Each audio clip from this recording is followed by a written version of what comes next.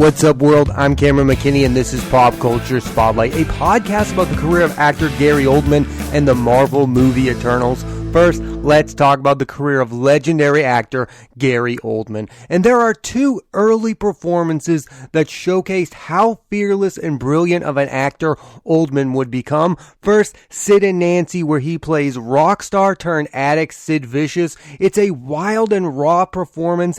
Then in Prick Up Your Ears, he plays playwright Joe Orton, who was just starting to make a name for himself when he was killed by his jealous and mentally unstable partner Kenneth, played by Alfred Molina. It's such a different Oldman than in Sid and Nancy. In Prick Up Your Ears, he gives a much more charismatic movie star performance. Oldman is the definition of a versatile actor, and then in the early 90s, Oldman worked with two of the most iconic directors ever. First, in 1991, he worked with Oliver Stone on JFK, where he played the man who assassinated John F. Kennedy, Lee Harvey Oswald. This film features one of the best cast ever: Kevin Costner, Tommy Lee Jones, Joe Pesci, Kevin Bacon, and Oldman. And Oldman is definitely one of the standouts. And then in 92, he worked with Francis Ford Coppola on Bram Stoker's Dracula. Oldman is scary good as Dracula in a very good but odd movie that co-stars Winona Ryder, Keanu Reeves,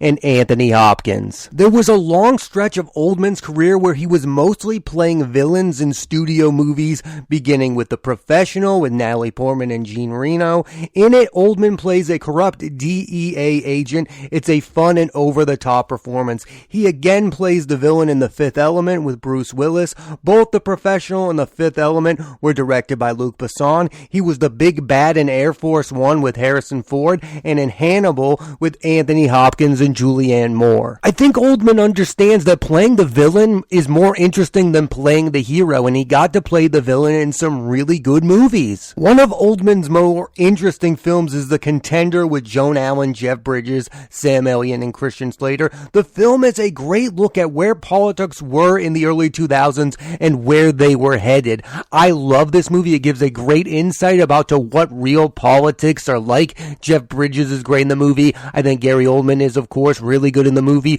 Joan Allen is incredible in the film. If you have not seen The Contender, I highly recommend it. In it, Oldman is playing a Republican who does not want a female vice president. It's a really good Gary Oldman performance. For most modern audiences, Gary Oldman is best known for his supporting roles in two of the biggest film franchises of the last 20 years. First, in the Harry Potter films, he played Sirius Black, who is introduced in The Prisoner of Azkaban, directed by Alfonso Cuarón, as a man who is on the run, who at one point Harry Potter thinks is responsible for the death of his parents. I think he gives one of the best performances in those movies, along with the late great Alan Rickman and Ralph Fiennes. Oldman as Sirius Black is the perfect casting. He's someone who audiences know for playing villains, but this time he's playing a guy who is just labeled one, but is in fact not one. He's a hero. Then in Christopher Nolan's Dark Knight trilogy, he played Commissioner Gordon, and I feel like his role in the trilogy is underappreciated, especially in The Dark Knight, the second film. We all talk about the late great Heath Ledger, and rightfully so, but Oldman is brilliant in that movie, particularly in the final confrontation with Two-Face, played by Aaron Eckhart. For a very long time, Oldman had been considered one of the best actors ever, but only just recently has he gotten accolades for his work. His first Oscar nomination did not come until Tinker Tailor Soldier Spy in 2011. In that film, he shares scenes with Colin Firth, Tom Hardy, Mark Strong, and Benedict Cumberbatch. He won the Oscar for Best Leading Actor for Joe Wright's Darkest Hour with Lily James, Kristen Scott Thomas, and Ben Mendelsohn playing Winston Churchill. It's a very good performance in a solid film, and he got his third nomination for David Fincher's Mank, playing Citizen Kane co-writer Herman Mankiewicz with Amanda Seyfried and Lily Collins. And I know some people did not like him playing Herman Mankiewicz because he did not look like Herman Mankiewicz. Here's what I have to say about that. Gary Oldman is one of the greatest actors of all time. and he can play whoever he wants to play. My favorite Gary Oldman performance is in True Romance. What he does with the little screen time he's given as a pimp named Drexel in this film is spectacular. His two scenes are electric. I love when actors make bold choices, and that's what he does with his voice in this film. It's a choice, and for me, he pulls it off. The performance is like a vibe. There's loud music in the background, and Oldman takes over as an over-the-top maniac. The film was directed by the late great Tony Scott and written by Quentin Tarantino, and there are a lot of great performances in it. Patricia Arquette, Brad Pitt, Samuel L. Jackson, and Christopher Walken, but for me, the performance that wins the movie is Gary Oldman. He's the ultimate chameleon. Most actors strive to play different types of characters. Gary Oldman has made that his life mission, and he has done so successfully. The most underrated performance of his career is in Steven Soderbergh's The Laundromat. He shares all of his scenes with Antonio Banderas, has a fun, ridiculous accent. That's something I love about Gary Oldman. What he does with his voice in movies, what he does in Dracula, what he does in True Romance, and what he does in The Laundromat is so compelling. I don't care if real humans never talked like that. It is just really good accent work. I think Oldman realizes that it doesn't matter if his accent sounds real. It matters that it sounds entertaining. And every movie he's in, his accent is entertaining. I think one of the reasons why Gary Oldman is kind of the forgotten movie star is because he's not Brad Pitt. He doesn't have a movie star persona. He loses himself in movies, and those are not the type of actors that get beloved by most audiences. It's the George Clooney's of the world who play themselves over and over again. Gary Oldman is playing something different. Again, he's a chameleon. The biggest compliment I can give Oldman is when you're watching a Gary Oldman performance, you're not thinking about the actor Gary Oldman. You're thinking about the character that he's playing. He's really not a movie star. He's more of a character actor. The best year for Oldman's career for me is 2005, where he played Sirius Black in Harry Potter and the Goblet of Fire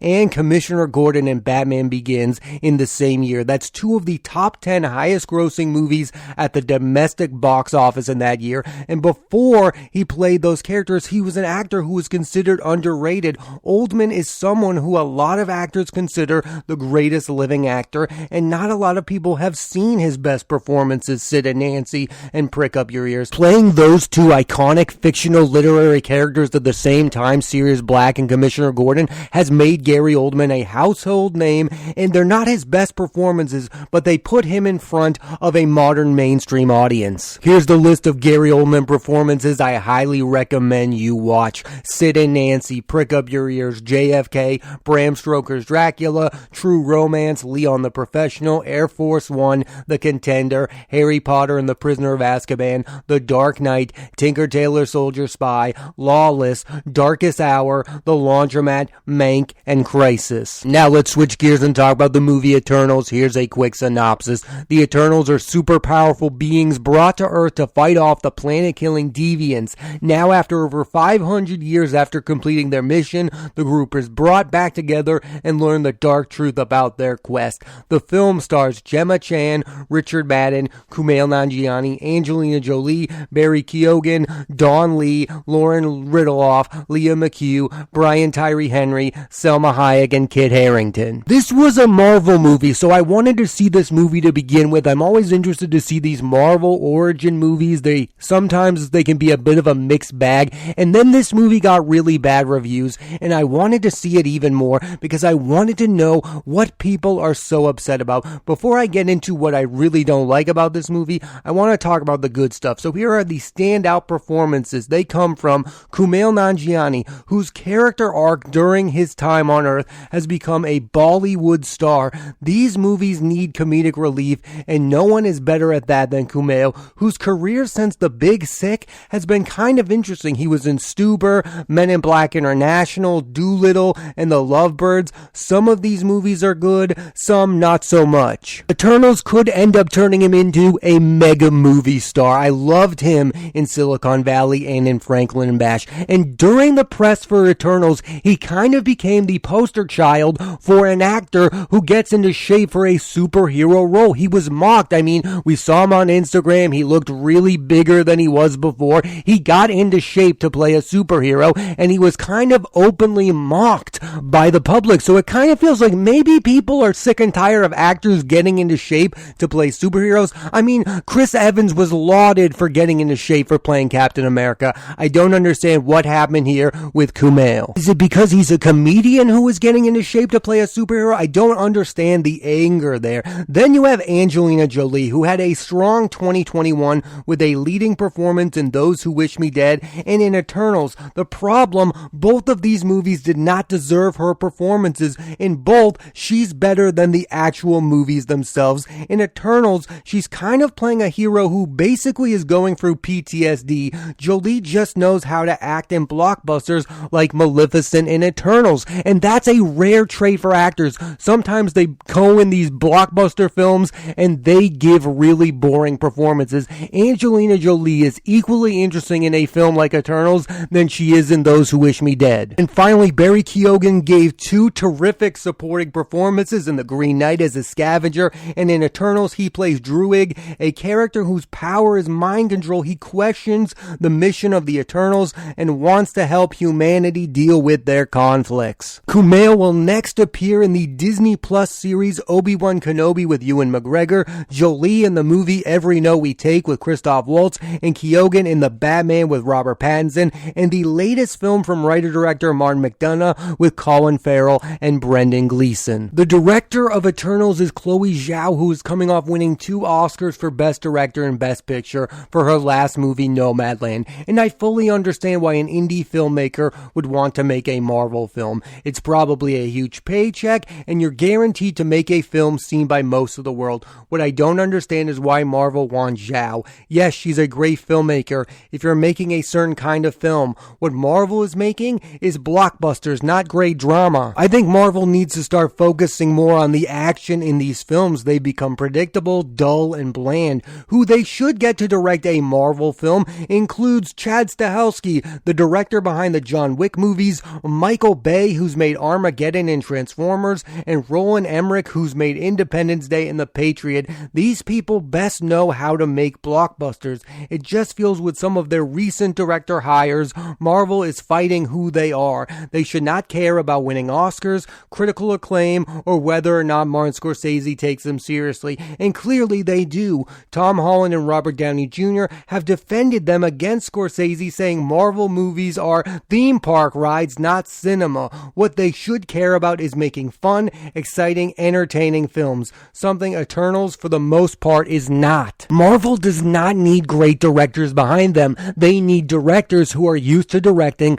big blockbuster movies. Let's talk about the biggest problem with Eternals. It's not the plot, it's not the lack of a villain, it's the central love story between Circe, played by Gemma Chan, and Icarus, played by Richard Madden. These two lack chemistry, and it brings the entire film down. Secondary characters played by Barry Keoghan and Lauren Ridloff have the two best chemistry in the movie. These movies work best when the main couple have chemistry. Robert Downey Jr. and Gwyneth Paltrow in Iron Man, Chris Evans and Haley Atwell in Captain America: The First Avenger, Chris Pratt and Zoe Saldana in Guardians of the Galaxy, and Tom Holland and Zendaya in the Spider-Man movies. If Chan and Madden had any chemistry whatsoever, I could ignore the other flaws of the film.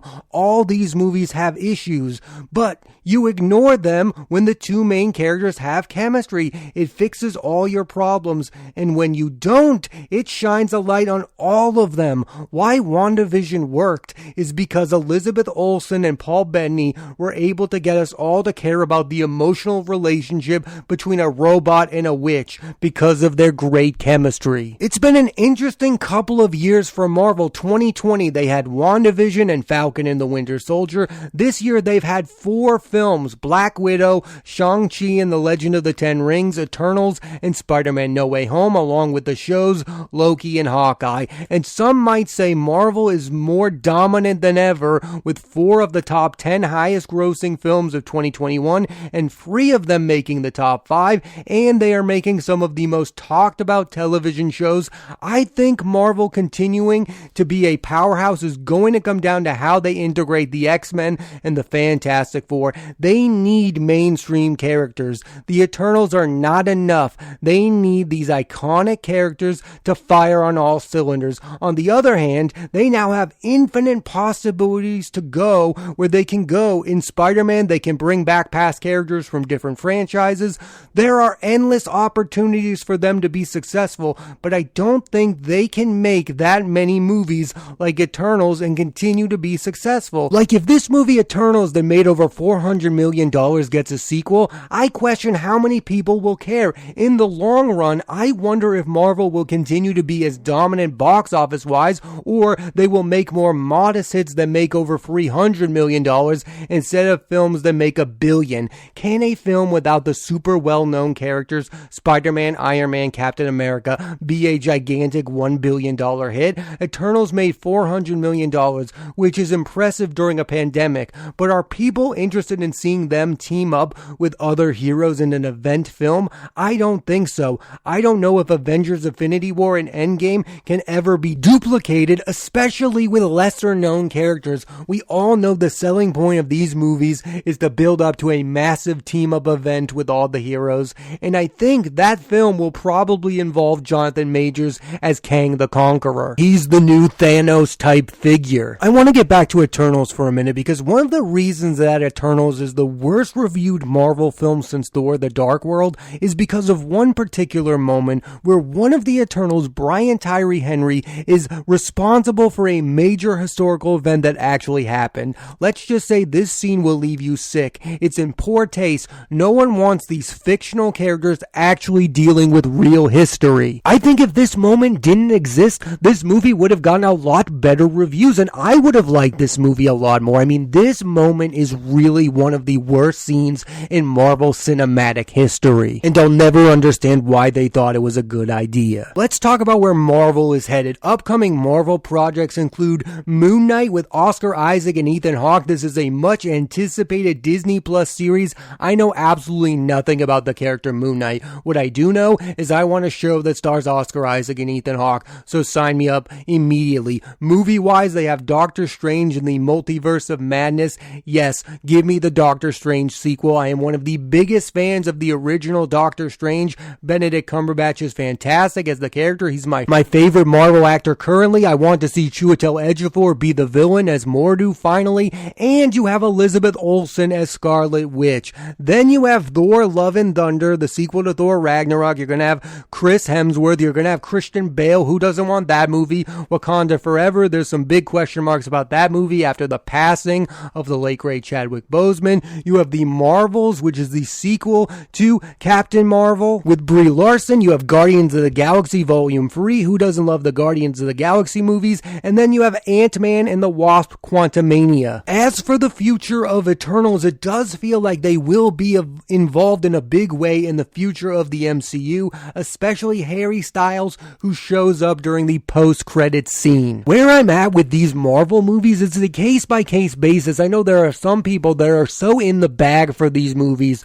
that whatever one comes out, they say, oh, this is the best Marvel movie I've ever seen. No, I have really high standards for which of these movies work, and Eternals sadly just did not really work except for those free performances I talked about earlier. Kuamail Nanjiani, Angelina Jolie, and Barry Keoghan. The rest of the movie just fell flat. It's not fun, and a movie where people are shooting lasers from their eyes and fighting aliens needs to be fun. That should be the main principle of these films. Not to be super dramatic, not to win awards, to be a fun movie. And I cannot say that Eternals is any fun whatsoever. It takes itself so painfully seriously. And I know some people mock the Marvel comedic tone. Oh, you're just gonna have the same characters make the same witty jokes over and over again. Yeah, because that's a winning formula. I love those movies. I just watched Spider-Man No Way Home and had the best time ever, and that's what they were doing. They were being fun,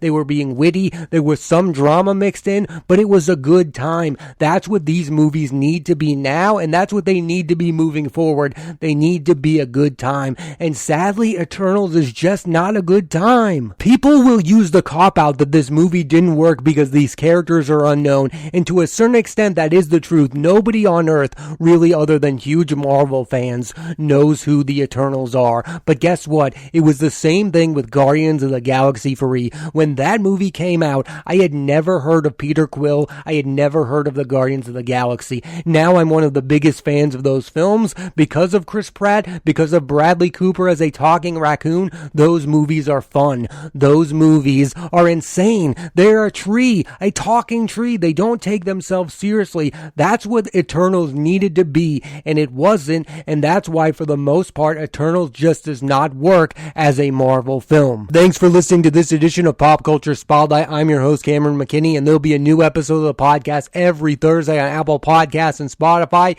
And this week I put the spotlight on the career of actor Gary Oldman and the movie Eternals. Next week I'm putting the spotlight on the career of actress Margaret Qualley and the movies The Fallout, starring Jenna Ortega, Maddie Ziegler, and Shailene Woodley, and Bergman Island, starring Vicky Krieps, Tim Roth, and Mia Wasikowska. So tune into that, and please rate, review, and subscribe.